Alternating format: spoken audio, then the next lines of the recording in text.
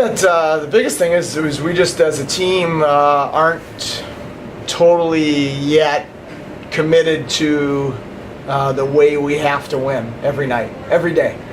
I think if you want an identity as a team, as a group of guys, as a group of men, and you have to be about that every day.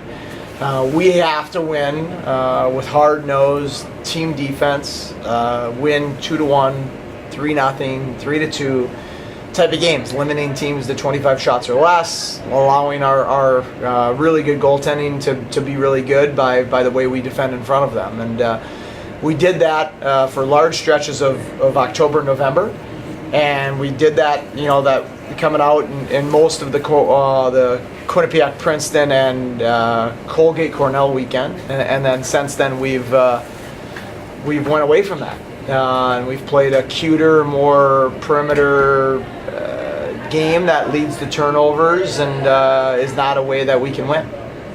How much of that kind of snowballs with if you were winning, once you win a game and they see that works, I'm sure it's a lot easier to get that message across. Well, I don't know. We won 2 games and we outplayed 2 really good teams. We won 3 games in a row, and obviously Cornell, Colgate are 2 real good teams. Colgate's, was predicted to be one of the best teams in the country this year.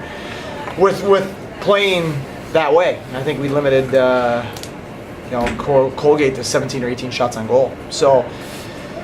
But at heart, the guys in that room, and then I got to show them, and need to decide if that's what we want to be every day. Because, it's easy to do something once or twice, but it's hard to do something consistently day after day after day after day. And we need to be a great defensive team every day, and we're not right now.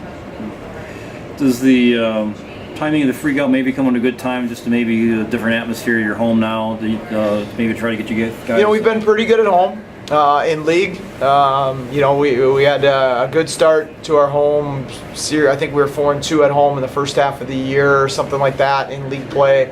Obviously, we beat Cornell and Colgate at home a couple weeks ago, so we've been good at home.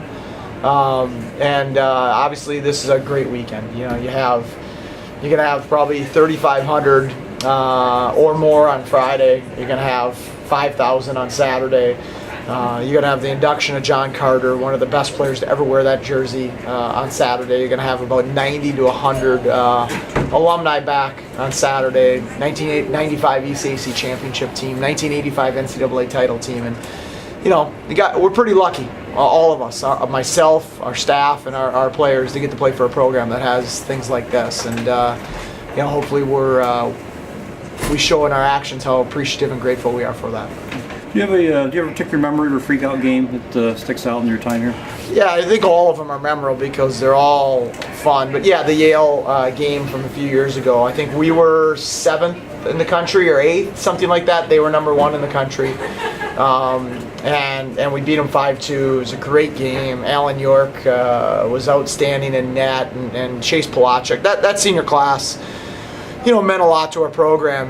They came here when we were pretty bad, and they made us. They took us to a winning program. Their junior year, they made us to the national tournament. Their senior year, Polachek, Brutleg, Kennedy, Foss, Helfrich, guys like that really, really bled for this program. And so yeah, for me, that would be probably the one that sticks out the most.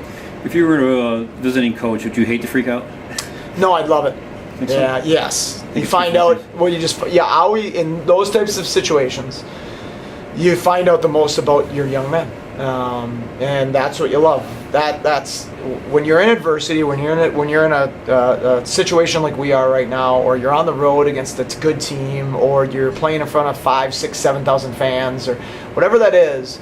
Any opportunity you get to chip away at your team to break you down to the point where you really get to see, okay, what are we? And can we withstand this pressure of the crowd or the opponent or whatever it is? I think you find out a lot about your men in those situations, and so I think it's a great challenge for an opposing team.